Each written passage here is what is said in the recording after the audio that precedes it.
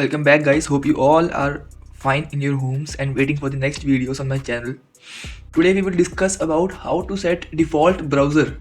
Whenever you buy a new PC or you buy a new laptop, you find that whenever you install Chrome or run Chrome, on the top of it, it shows that set Google Chrome as your default browser.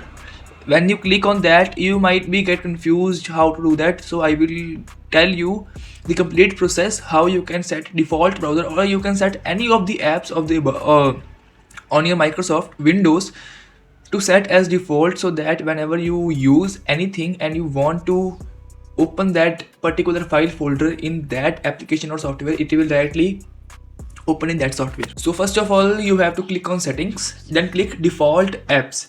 When you click default apps, it will give you list of all the apps or software present on your Windows which you can set as default settings. First of all, we will look for Chrome. Scrolling down, you will find Chrome. When you click on Chrome, on the top of it, it shows set as default browser. When you click on it, it will set your default browser, but many of the options below, you can see when you scroll down, many of the file extension will open in Microsoft Edge. So it's up to you which file do you want to open in Chrome and which file do you want to open in Windows Edge. You can set default for every file folder by clicking every file type one by one to and set to it to Google Chrome, or you can set Microsoft Edge as your comfortability.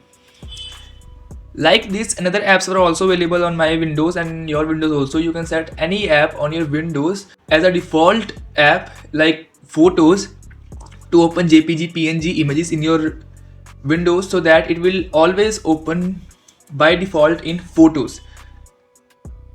So I hope you like this video. You will get notified by this, that how to set default apps or default browser in your Windows and use them as default.